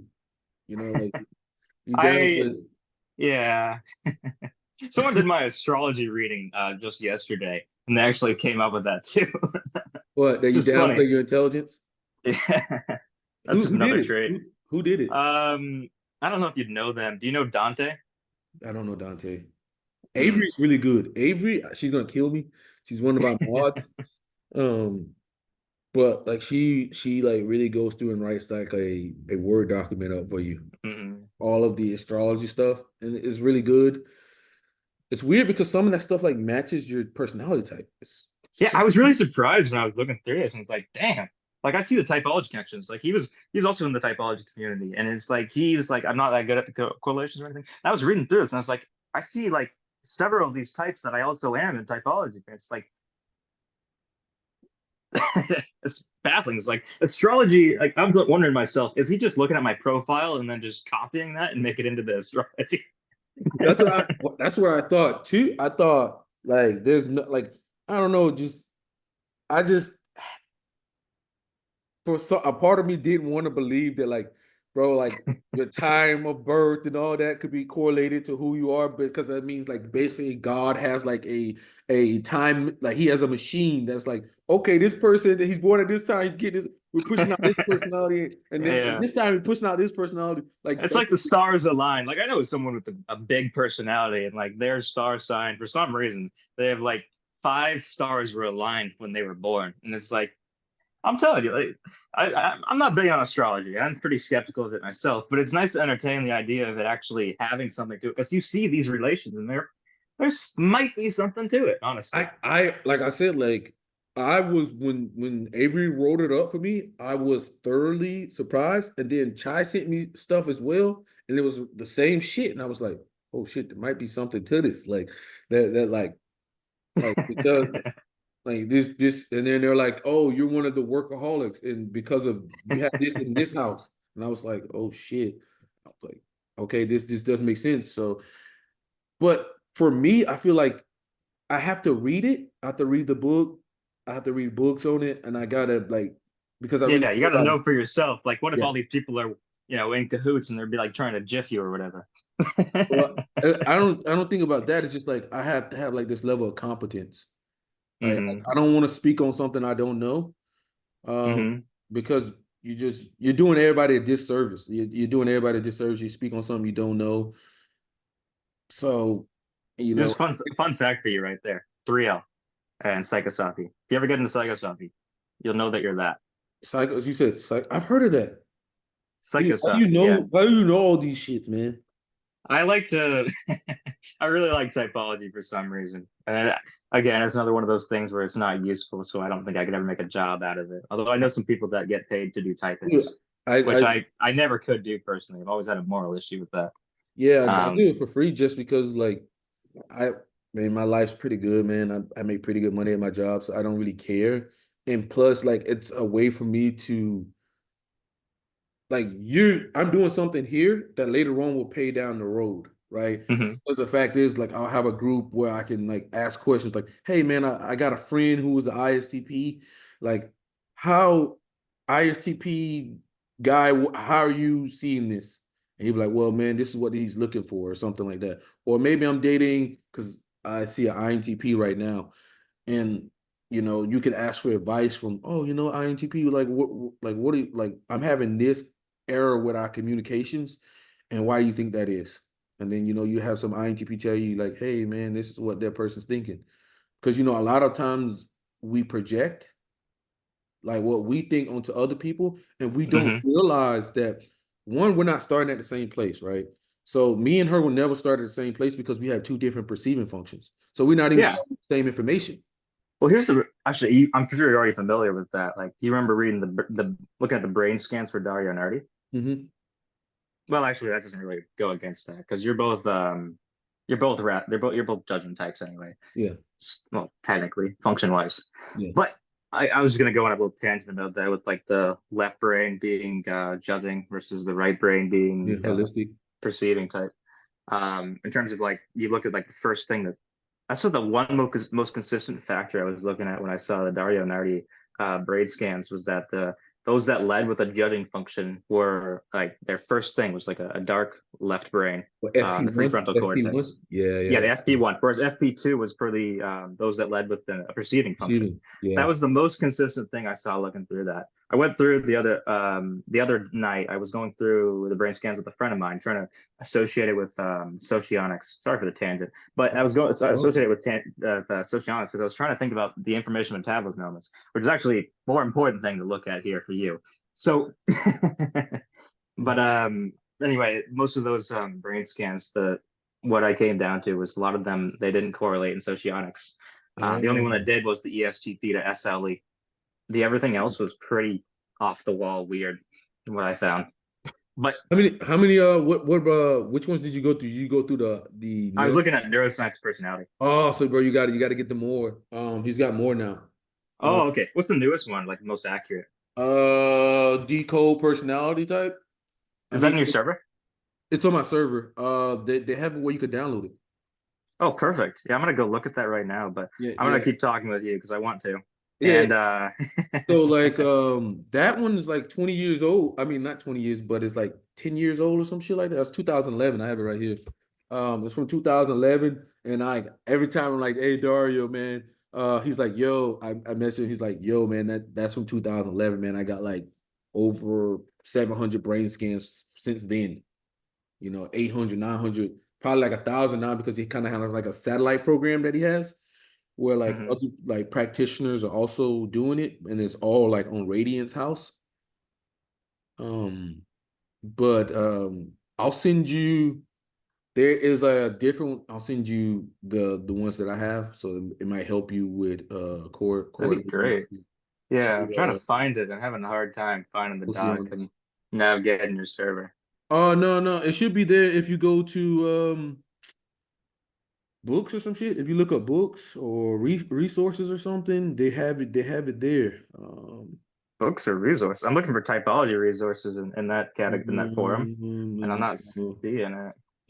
Give me 1 second here. It is information. Go to information hug or some shit, and then Information hub. what the hell? Rules, roles, I don't introduction, see that. suggestion about support server. Where the hell did he put this shit? Oh, I see it Books, now. books and PDF. Go to books and PDFs. Yeah, I got it now. Thanks. And then it's at the All top. right. Decode your personality, the top one. Yeah, That's the 64 subtypes. Perfect. yeah. That's awesome. I think I was talking with you about the DCNH subtypes, and you actually mentioned a similar thing, but I don't think I've looked at this one yet. It's very Yeah, interesting. so he used the 64, but he noticed that there was a little bit of correlation between what Galenko did Mm-hmm. and what Helen Fisher did, Yeah, and what he was seeing in their brain scans. So as a T user, he just took I get it. Galenko's what you call He it, but they put them don't match. together. He synthesized them. Yeah. But they don't match 100%, but they're good enough. But he was Mm-hmm. able to combine like Helen Fisher's because she does like based off hormones, right? So there's 4 different subtypes Yeah, based off the hormones. You got the dominant one who's testosterone heavy. yeah. You have the creative one, Creative, which is dopamine, and then you and have normalizing serotonin, serotonin, and then harmonizing estrogen. estrogen. So like they all correspond to what Galenko was seeing, what he was seeing in the brain scans, and that with Helen Fisher. I haven't really gotten to Helen Fisher work, but I'm excited to get in her shit too. Eventually, because she has her own systems as well. Um, with that and like the connections and the compatibility, because that compatibility thing is just everybody wants to know about compatibility, but I think there's just so many moving parts Mm-hmm. that it's hard to narrow down I on agree. compatibility. I There's agree so there. many moving parts that like and so many different like aspects of things that you have to go through, like age, values, customs, Mm-hmm. what subtype they may be. Like there's so many different things. Yeah, there's just Like too much to look at. Like you'll think about it, it's like it's might work in a vacuum, if that. But it's like it's just not realistic to have these compatibilities written out. Where it's like, I mean, the best compatibility I've seen was an SLE married to an IEI, which would be an ESTP and INFJ. So they seem like they're actually happy with their differences with each other. But every other like sort of dualization, which is the socionics term for that sort of golden pair kind of concept, mhm. tends to be pretty shit. It's not great. It's unrealistic, in I my can opinion. I could see like some people say C is Joseph's ones, where he says like ESTP, I think, in ISTJ would be golden pair there. Is that's his? So what he's gotten at there is like, well, I'm sure you already know that. It's like that idea of you just mirroring the functions. Yeah, Um, but I don't find that works. I don't think so either, because you're going to be coming at things from opposite directions. Like Mhm. Socionics explains this as well, where it's like they have their dualizations are in the same valued regions. So suppose you had an LIE, they'd be paired with an ESI. That'd be INTJ and ISFP. So you have the same things in your valued stack, Mhm. they're just the opposite side. And Mhm. you're able to it's just you're able to compensate for your weaknesses of each other. But the issue there is it's hard to build those relationships. It's more of a long-term sort of idea where if Mhm. you get that built and then eventually you'll be able to be more practically beneficial in that regard. Yeah. Like I think that's where you'll see it's more focused on the sociological application is in socionics, in terms of how people fit into society. Like you have people with different roles, and in a dualization, you're able to really maximize your stronger things because you don't have to worry about your lower things. Mhm. Yeah. Whereas if you're non-dualized, then you have to make up for that by working on the lower areas. Yeah. So what I've noticed, and this is just like understanding typology and seeing how it actually works in the real world, like going out and testing the data. And what I've noticed is like when I'm talking to someone who doesn't have the same judging functions as me, we're talking two Mhm. different languages. Yeah, that's actually there's this concept right here. Um, Actually, I think it would go back to it. This is the extinguishment relationship. Suppose you had an LIE with paired with an LII. They're having complete opposite, but like similar rows, except everything's flipped. Hmm. So that's going to be the ENTJ and the INTP. Hmm. Now, the issue is they can do similar things and get the same result, but they came at it from a completely different angle, and that can have some conflicts at times. Hmm. Yeah. So like what I've noticed is like they don't value the things that I value, and what they value, I don't value. So we can't, it's harder to even make the initial connection because I may say something that's off-putting to them, and they're gonna say something that's off-putting to me. But somebody who's basically has the same judging functions, like TEFI, we immediately gonna bond over that, right? We're gonna bond over that. We're speaking the same language. And then I've noticed is that perceiving functions, it depends on the perceiving function. But generally speaking, when you're dealing with an NE user or whatnot, I noticed that you kind of don't want to be too direct. You want to keep things a little bit more open because they like things to be open, right? And then everyone is projecting on themselves, right? Everyone is projecting on themselves of what they like. People just see themselves, right? So let's say an INTJ, right? They like somebody to be direct with them. They like somebody to be ambitious, and they like people to be getting achievements. I was talking to my INTJ coworker. She just said, "I hate a man who ain't got no ambition." I hear that. So it's like she kind of like, if you were to talk to her and you had ambition or whatever, you would bond very quickly, but it might burn out fast, but you would bond very quickly. Like it may not be long-term compatibility, but like you will bond very quickly. Yeah, so there's that connection that you can draw there with the mobilizing relationship. It'd be like pairing with an LIE with an SE, which would be your ENTJ with the ESFP. And because they share, their mobilizing is their third, is their the other person's dominant for / lead. Mhm. So you have that SCTE relationship between the two of you. And so it's a very fast start between that relationship, and very easy to build, and it's very fun. But then it gets tiring because the other person's they're mobilizing, so you run out of energy in that area. Yeah, That's just an interesting connection to draw there. So the intertype relationships in socionics, like it's kind of like the entire point of socionics, but from my understanding, it kind of falls apart from what I've heard. I mean, like it's weird. I the best thing that I can say from a relationship standpoint, is to be aware of your own projection, number one, okay, and two, to be a little bit more open-minded, right? Mm-hmm. Because a lot of times in a relationship, we kind of see like our own vision of things more and less of their own. And then a lot of times, like as David Hershey says and Steve Montgomery says, is we generally try to change people into us. You know, uh, like let's say for instance, you're a smart person, and let's say you were dating somebody who wasn't as smart as you would naturally be like trying to make them smarter instead of just accepting them for who they are. Right. It's funny you mentioned that.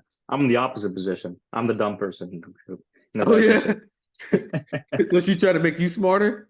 Oh yeah, I'm constantly, I'm not living up to her values. I'm not I'm What's not as smart. what's her type? I don't know for certain, but she self-types as ENTJ. Ooh, self-type Yeah. TJ. She's pretty certain of it. But I mean, I mean, the way you were talking, I'm like, oh, he got an NTJ on his hands. Because they could, a lot of times, like they could be very belittling and not realize it because they don't understand like the yep, that's impact, right. the social impact of what they do because they have low FE. They don't understand the social impact. So like they could be very like belittling when it comes to you need to be doing this. And then like if you're not level, like if you're not on the track that they want you on, they could be like a fat person. They could be like a person who's trying to get somebody to lose weight that's fat. Why you do this? Mhm. Why you do this? Why you do that? Oh, you need to be getting this job, What you eat that for? Like they be on like they're kind of like on you. And like it could be exhausting. I know what you mean. I don't know how you do it, man. Well, she thinks I'm very patient. That's crazy.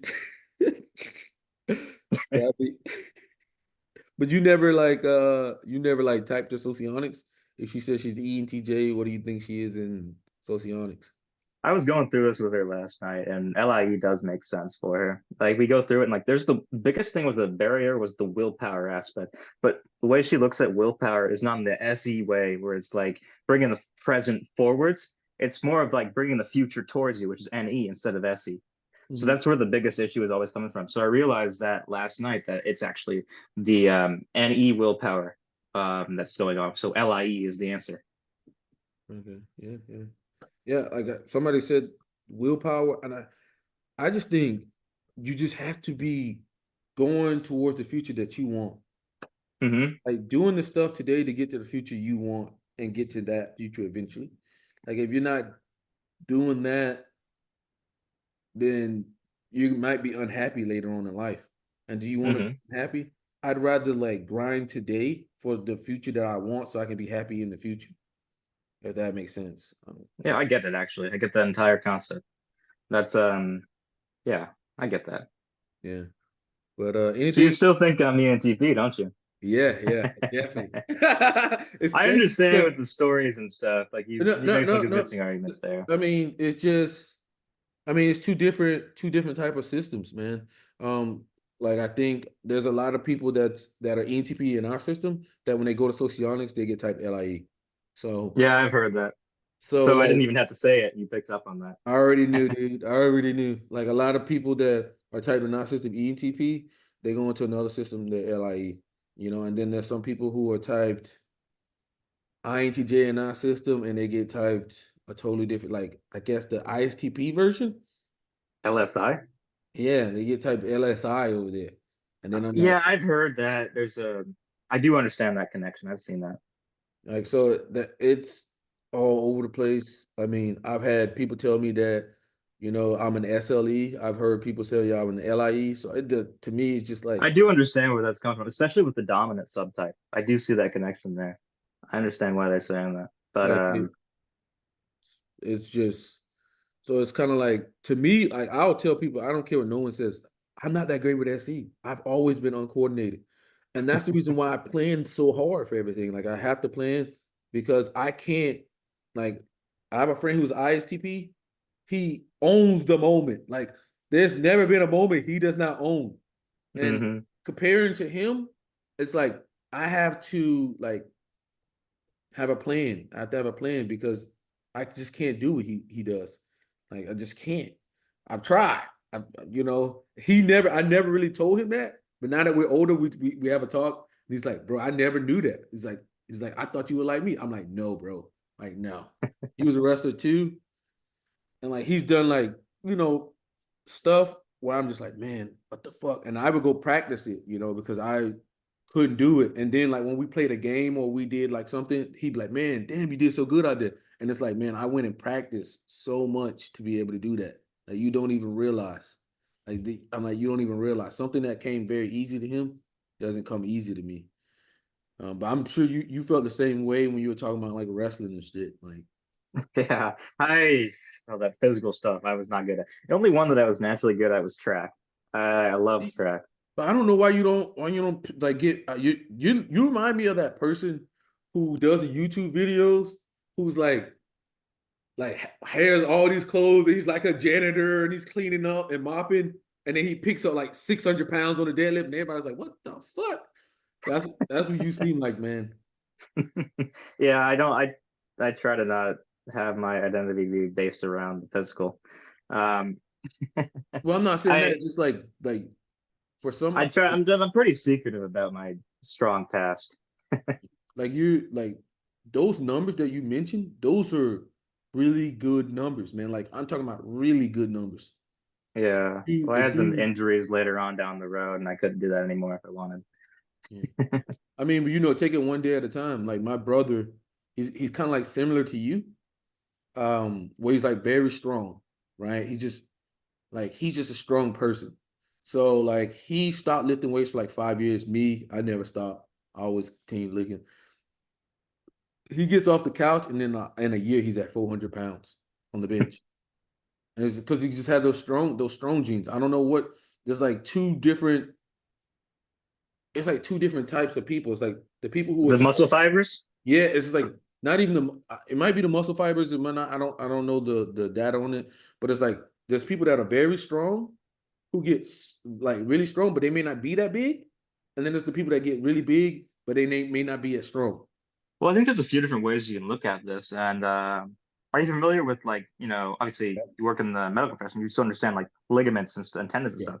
Like Yeah. I understand there's this idea, there was some strong man, he was like 160 pounds, way back when. And the guy he basically pioneered isometric exercises. What he Mhm. did is like he was chained up in a prison this one time. Because he was in like, this is back in World War II. He was like stuck there. And he lost all his gains. And then what he just did is he just dedicated himself to like using the resistance from the chains. And he realized that he would build muscle over that. And that's what he did. And he actually built a lot of strength while being not really big or at all. It's just a matter. If you have that stronger tendons and ligaments, then you can actually build onto that and you can use that as your foundation. Whereas if you have more muscle, but your tendons and ligaments are weak, then you have to think about it this way. It's like the foundation is your fucking tendons and ligaments. That's your Mhm. foundation. Whereas let's think of a different metaphor here. Suppose you had, all right, suppose you had a cannon, and Mhm. it's like a cannon, a really big cannon, like your big biceps, right? Mhm. I see them on you, and they're attached to like a couple of twigs.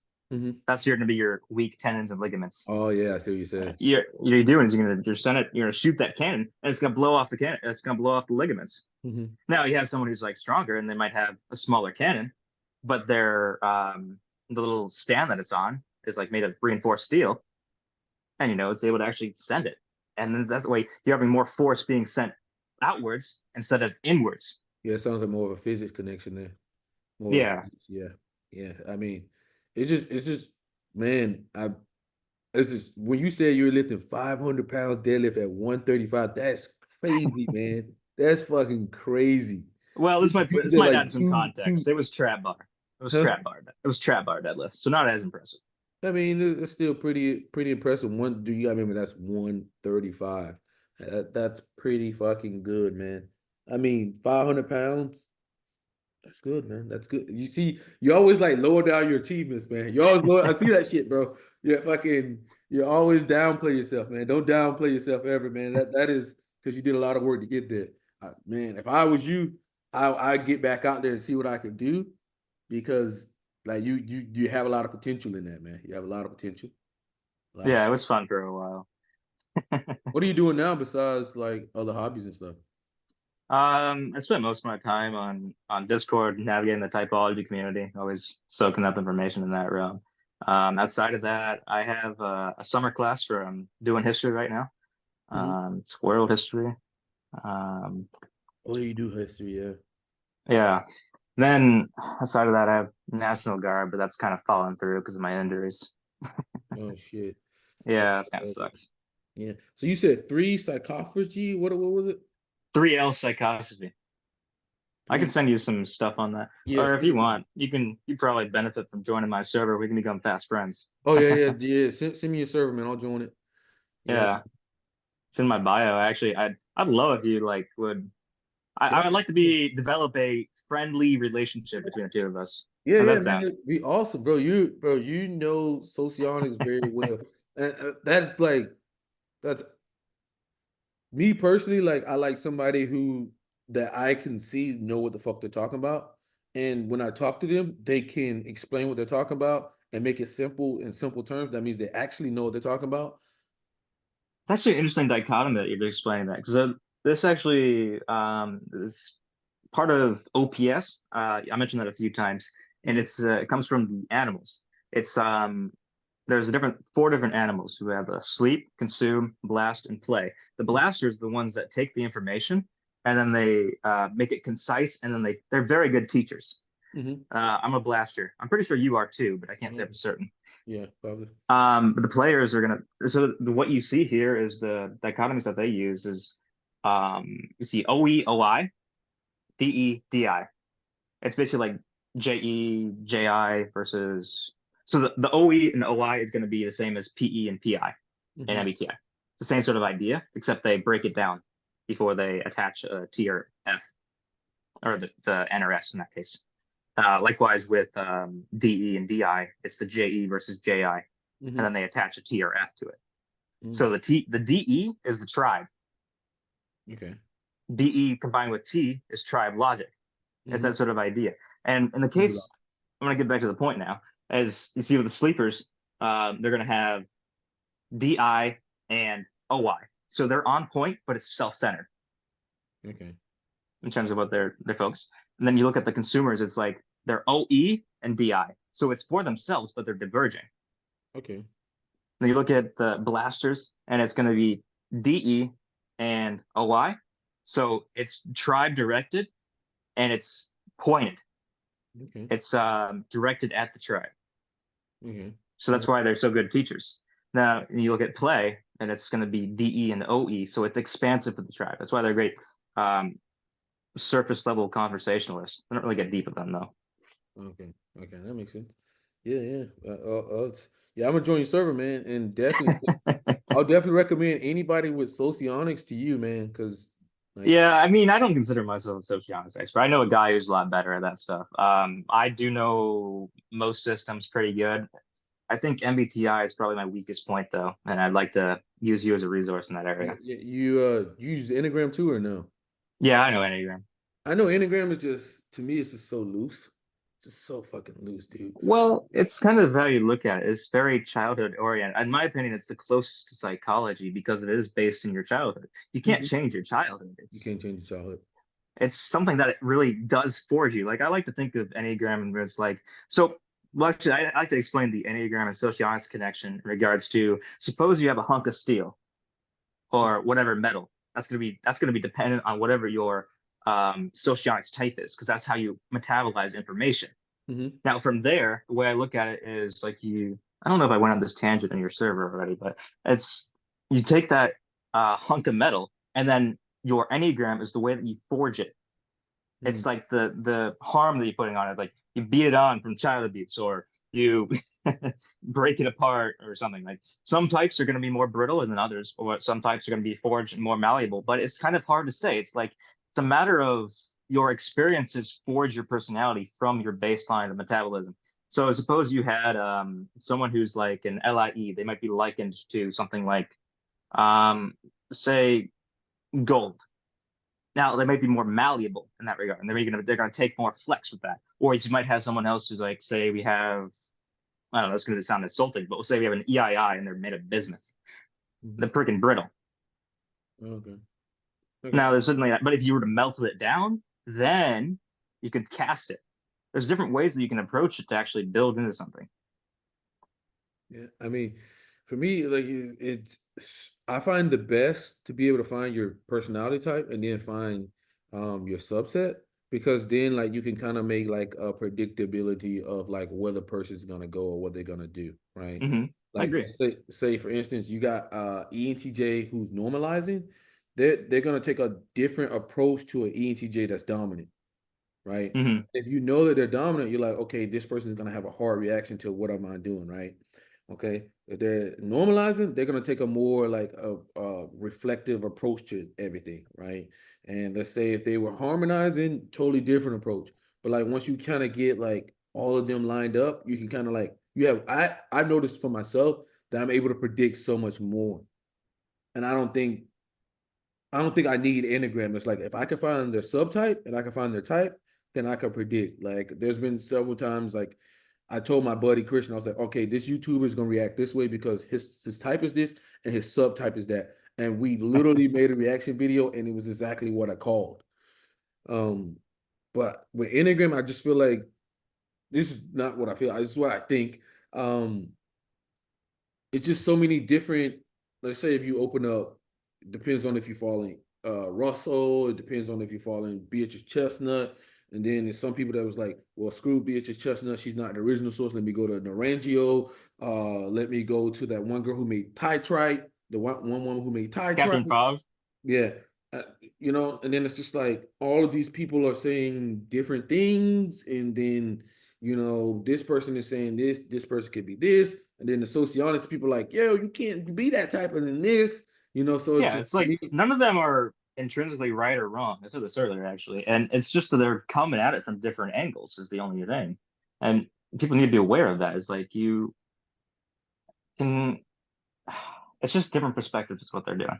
And I recognize that any perspectives, but same difference, whatever. What I'm saying is like, yo, you got to slow down, and it's like they don't really have like a method of testing to prove that you're a certain enneagram. You know, it's like let's say, Yeah, that's the interesting thing about it. I've thought about before with testing Enneagram. The issue there is ethics.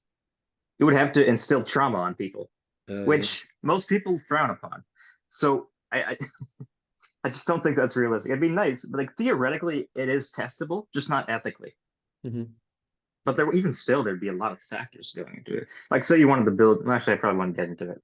If I get into it, then people are going to feel called out and they might be insulted. But you see that there's different ways that you can build something, like build these types. It's just, yeah, it's too trauma based for ethical testing. You'd have to be underground and, well, morally questionable as an individual. So like for me, what I notice is that type is like your nature, right? And enneagram is kind of like a combination of both. It kind of tries to be a combination of nature plus nurture.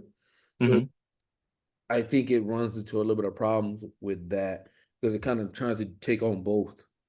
Yeah, Um, I know what you mean by that. yeah, that's why I like the subtype, because it's like purely nurture, right? It's like purely nurture, and then your type is purely nature. So like, I mean, probably in the future they'll probably expand the subtypes to more, but you know, just because with the more brain imaging, more data, you could look at different like perspectives, and you might be able to say like there might be more than four, there might be six, there might be seven, there might be eight, and it'll help people, like, because some people be like, well, I kind of flirt between being dominant and normalizing. So they may not, you know how people are, man. They can't. Yeah, I've seen something like that actually, and this comes down to the dichotomy that you see. Dominant types are very good at handling things under pressure, and so they'll be like, "Oh yeah, maybe I'm normalizing because like I'm calm under pressure." But then you look at normalizing, it's like it's actually kind of the opposite. They're generally stable, but Yeah. when it gets to like things are too much going on, then they might lose it. I identify as a normalizing type. You probably Yeah. can correct me. Yeah. I thought you were normalizing too. Yeah. But I wasn't gonna say it, but yeah, I thought you were normalizing. yeah, whereas I've talked with the dominant type. That's my The girlfriend girlfriend. sounds dominant. She is, Yeah. and she's very good at handling pressure. Like we were playing this game on Discord. It was that Chef Showdown game. Have you seen that? Like on Oh, the Discord activity thing. is that a thing? Is that a thing that you could put on your Discord? Is it like the one? It's like if you join a VC, you can start an activity, and it's like people can join, and you can just like you're in a cooking room. There's so many things going on. Like low SI people are just fucking miserable with that. But I think that maybe it might be more subtype dependent in regards to handling pressure and tracking multiple objects. But is that sort of idea. But the point being is like you can see that dynamic play out where like she's like pretty chill and pretty calm, whereas I'm frantically running around doing things. Yeah, I mean, it makes sense. Yeah, like we on our server, we kind of like have a game night every month where like I bought like the package for, what is it? My name is Checkbox. Jackbox. And then we get on there and we kind of like have two teams, right? There's Team Mercer, and then there's like team like whatever the opposition team. Team losing team. No, no, no. The goal is for them to win, because you got to kind of like keep the energy and the server and all that like type of thing. So if we have to lose at my expense, or like you want to laugh at me, or like whatever it does to make the server feel good, whatever, I don't care. It is what it is. It'll just make me like strategize more. So we do it once a month, and like it's pretty fun. We barely won the last game. Like literally, we were down to the last game. The other team was winning. They had a winner, and then like there was this last like little event, and one of our teammates overtook the person. It's crazy, man. I'm so excited, man. Yeah, competition's fun. It saved me from shame. They're definitely gonna give it, but man, we'd be cool if you guys got on that too, man. We do it once a month. I think it may be like a Saturday or something. Okay, I might be in that. Yeah, We'll it'd be see. fun, I man. gotta remember it. I'll definitely let you know, man. But man, it's been awesome. I'm gonna look up this three. You said three psychology. 3L psychosophy. Actually, I have a bunch of resources in my server, and you can look at those. Or you can just contact me over text, and I'll just send you a bunch of things your way and Yeah, kind of do the work for you. yeah, man, you're Like cool. I Dude. love answering questions for typology. He said, "I love answering questions." Yeah, man. Yeah, downplaying your knowledge again, man. You're a very resourceful person, man. But I got to get out of here. Got to get some food, man. It's been a pleasure. Yeah, good idea. Do it again sometime, man. Oh, hell yeah. I'd love to talk with you again. You're an expert of your knowledge, and it's just two people just talking. And I feel like with both of our minds together, we can solve a lot of problems. Like especially a lot of problems that we're seeing in, like, let's say compatibility or type relationship, or like jobs for types and stuff, or just like making the cross bridge from MBTI to Socionics. So yeah. It's really interesting because well, we already talked about that. I'm trying to let you go. I'm gonna try to avoid a tangent again. That's all good, man. All right, man. I'll see you around. Yeah, you too. Man. All right, brother. Hell yeah.